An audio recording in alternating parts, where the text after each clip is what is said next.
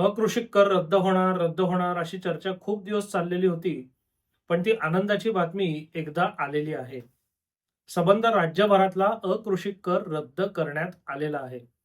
त्याकरता महाराष्ट्र जमीन महसूल संहितेमध्ये आवश्यक त्या सुधारणा करण्यात आल्या आणि त्या सुधारित कायद्याच्या अंमलबजावणीच्या दृष्टीने मार्गदर्शक असा शासन निर्णय काल म्हणजे दिनांक 10 फेब्रुवारी रोजी जाहीर करण्यात आलेला आहे. तो शासन निर्णय आपल्या फेसबुक पेजवर आणि व्हॉट्सअप ग्रुपमध्ये आपल्याला विनाशुल्क उपलब्ध होईलच. पण या शासन निर्णयातले थोडक्यात महत्वाचे मुद्दे काय आहेत ते आपण बघूया.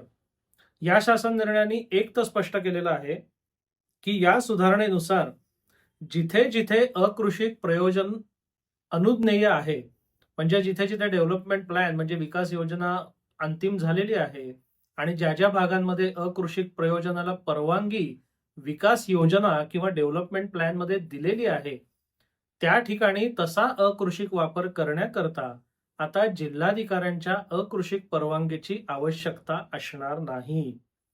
दुसरा महत्वाचा मुद्दा आहे की याचप्रमाणे जर तुम्हाला असा अकृषिक वापर करायचा असेल, बांधकाम करायचं असेल, तर त्याच्याकरता अकृषिक परवानगी न घेता संबंधित जे काही नियोजन प्राधिकरण म्हणजे प्लॅनिंग ऑथॉरिटी असेल, मग महापालिका असेल, जिल्हा परिषद असेल, नगर परिषद असेल, त्यांच्याकडे तुम्ही बांधकाम किंवा तत्सम गोष्टींकरता थेट अर्ज करू शकता.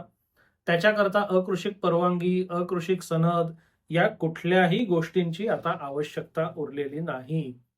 फक्त याच्यात एक गोष्ट आपण लक्षात घेतली पाहिजे की हा जो बदल किंवा ही जी सुधारणा झालेली आहे, ती फक्त अकृषिक आणि कृषिक या मुद्द्यांपुरती झालेली आहे. वर्ग 1, वर्ग 2 यामध्ये काहीही बदल करण्यात आलेला नाही. म्हणजे वर्ग 1 आणि वर्ग 2 चा अकृषिक वापर जर आपण विचार करत असू, तर त्या दोन्ही मालमत्तांना या अकृषिक योजनेचा किंवा अकृषिक सुधारणेचा निश्चितपणे फायदा होईल. पण अकृषिक परवानगीची आवश्यकता नाही. अकृषिक वापर तुम्हाला अनुज्ञेय आहे किंवा तुम्हाला परवानगी मिळाली म्हणून वर्ग 2 ची जमीन वर्ग 1 ची झाली असं होणार नाही. जर वर्ग 2 ची एखादी जमीन असेल, नियंत्रित सत्ता प्रकार, नवीन शर्त अशा ज्या काही जमिनी असतील, त्यांच्याकरता अकृषिक परवानगीचं झंझट आता संपलंय. पण बाकी वर्ग 2 पासून वर्ग 1 करायला जे काही जुन्या प्रचलित कायदे किंवा तरतुदी असतील, त्या आजही लागू आहेत. त्याच्यात कोणताही बदल करण्यात आलेला नाही. आता अकृषिक हे जे रद्द करतायत, तर जेव्हा एखादा अकृषिक वापर करायला तुम्ही अर्ज द्याल, तेव्हा दरवर्षीचा अकृषिक कर आकारणी न करता त्यांच्याकडनं एक रकमी अधिमूल्य आकारणी करण्यात येणार आहे. ते कुठल्या दराने करण्यात येईल त्याचं ते दरपत्रक सगळं त्या शासन निर्णयामध्ये आहे, जे तुम्हाला मोफतपणे उपलब्ध करून देण्यात येईल. आता स्वतंत्र अकृषिक परवानगीची गरजच नसल्यामुळे तत्सम सनदेची सुद्धा आवश्यकता उरलेली नाही. आणि बरेचदा काय होतं की अशा जेव्हा अकृषिक वापर होतं, बांधकाम होतं, विक्री होतं, तेव्हा विविध बँका आणि वित्तीय संस्था कर्ज देतात आणि असं कर्ज देताना अकृषिक परवानगी किंवा त्याची सनद याची मागणी करण्यात येते. तर या शासन निर्णयात त्यांनी स्पष्टपणे म्हटलेलं आहे, स्वतंत्र अकृषिक परवानगीची गरज नसल्याने कर्जाकरता सनद गरजेची नाही. त्याकरता कोणतीही बँक किंवा वित्तीय संस्था यांनी त्याचा आग्रह धरू नये. नंतर सगळ्यात महत्वाचा मुद्दा तो म्हणजे एनए टॅक्स आणि अकृषिक कर आता रद्द करण्यात आलेला आहे. अकृषिक कर रद्द करण्याकरता त्याच्या 2 तारखा आणि त्याच्या आधीच्या अकृषिक परवानग्या आणि नंतरच्या अकृषिक परवानग्या असा त्याच्यात भेद करण्यात आलेला आहे. म्हणजे पहिली जी तारीख आहे 31 डिसेंबर 2001 पूर्वी ज्यांच्या अकृषिक परवानग्या झाल्या असतील, त्यांनी या शासन निर्णयापासून 1 वर्षामध्ये एक रकमी अधिमूल्य भरून तो अकृषिक कराची जी कटकट आहे ती कायमची संपवता येईल. मला वाटतं 0.1% या दराने ती आकारणी होणार आहे. आणि म्हणजे 10 फेब्रुवारी 26 ते 10 फेब्रुवारी 27 या 1 वर्षातच तुम्हाला तो फायदा घेणं गरजेचं आहे. या 1 वर्षात जर तुम्ही तो फायदा नाही घेतला, तर मग बाकी सगळं नियमाप्रमाणे त्याच्यावर व्याज, दंड वगैरे सगळं आकारण्यात येईल. म्हणजे ज्यांची 2001 पूर्वीची अकृषिक परवानगी आहे, त्यांनी पुढच्या 1 वर्षामध्ये एक रकमी अधिमूल्य भरून अकृषिक करातनं आपली सुटका करून घेता येईल. त्याच्यानंतर 1 जानेवारी 2002 नंतरच्या ज्या अकृषिक परवानग्या आहेत, त्यांना सुद्धा हे एक रकमी अधिमूल्य भरता येईल.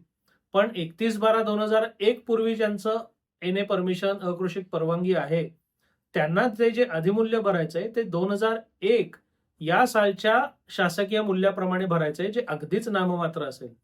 आणि 2001 जानेवारी 2002 नंतर ज्यांच्या अकृषिक परवानग्या एनए परवानग्या आलेल्या आहेत, त्यांना या योजनेनुसार जे काही दर अधिमूल्य भरायचंय त्याची आकारणी मात्र चालू वर्षाप्रमाणे होणार आहे.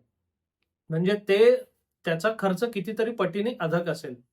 कारण 2001 सालचं शासकीय मूल्य जर आपण बघितलं आणि आत्ताचं आपण शासकीय मूल्य जर बघितलं, तर त्याच्यात कैक पटीने वाढ झालेली आहे. त्यामुळे 2001च्या पूर्वी ज्यांच्या अकृषिक परवानग्या आल्या आहेत, त्यांना तर ते अकृषिक कराची कटकट अगदी नाममात्र शुल्कामध्ये संपवता येणार आहे. पण त्याच्याकरता त्यांनी 10 फेब्रुवारी 26 ते 10 फेब्रुवारी 27 यामध्ये ते सगळं जी काही प्रक्रिया आहे ती करणं गरजेचं आहे. आणि माझ्या मते ते एकदा एक रकमी पैसे भरून तो विषय संपवून टाका. कारण ही एकदा जी मर्यादित काळाकरता उघडी असलेली खिडकी ती बंद झाली, की मग परत मग त्याच्यावर व्याज, मग त्याच्यावर दंड, त्या सगळ्या कटकटी होत राहतील. ते टाळण्याकरता या मार्गाने गेलेलं उत्तम. 2001 नंतर ज्यांच्या एनए परवानग्या आलेल्या आहेत त्यांना चालू वर्षाप्रमाणे भरायचंय. मग आता चालू वर्षाप्रमाणे जे तुमचं मूल्यांकन होईल, त्याच्या नियमानुसार जे काही तुम्हाला भरायचंय, ते तुम्हाला आत्ता परवडतं का नाही परवडतं हे आर्थिक गणित प्रत्येकाला मांडायला लागेल. परवडत असेल तर लगेच भरून टाका.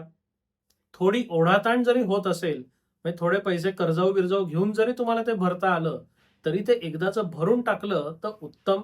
कारण हे जर 1 वर्षाची मुदत संपली, तर 1 वर्षानंतर मग त्याच्यावर व्याज, मग त्याच्यावर दंड, मग तो कटकट कायम राहील. त्यामुळे ज्यांना शक्य आहे, त्यांनी या योजनेचा जास्तीत जास्त फायदा घ्या आणि अकृषी कर एक रकमी भरून टाकून मोकळं करा. शासनाचे जे काही चांगले निर्णय असतात त्यांचं मी नेहमीच कौतुक करत आलेलो आहे आणि अशाच चांगल्या निर्णयांपैकी हा एक उत्तम निर्णय आहे. म्हणजे अकृषिक कर, अकृषिक सनदी, त्याच्या अनुषंगाने सगळी चाललेली दुकानदारी ही सगळी आता कायमची बंद होईल अशी एक आशा आपल्याला आहे. आणि अकृषिक कराची जी टांगती तलवार विविध लोकांवर असते, ती सुद्धा या पुढच्या कालावधीमध्ये नष्ट होईल. हा एक निश्चितपणे चांगला निर्णय आहे. या चांगला निर्णयाचा तुम्ही जास्तीत जास्त फायदा घ्या. या शासन निर्णयाची अधिकृत पीडीएफ आपल्या व्हॉट्सअप ग्रुपमध्ये आणि आपल्या फेसबुक पेजवर तुम्हाला निश्चितपणे मिळेल. त्याच्या लिंक या व्हिडिओच्या डिस्क्रिप्शनमध्ये तुम्हाला मिळतील. त्याद्वारे तुम्ही व्हॉट्सअप ग्रुपमध्ये येऊ शकता किंवा फेसबुक पेजवर जाऊन ते डाउनलोड करून घेऊ शकता. आपल्याला हा विषय कसा वाटला? आपल्याला हा व्हिडिओ कसा वाटला? अवश्य कळवा. धन्यवाद.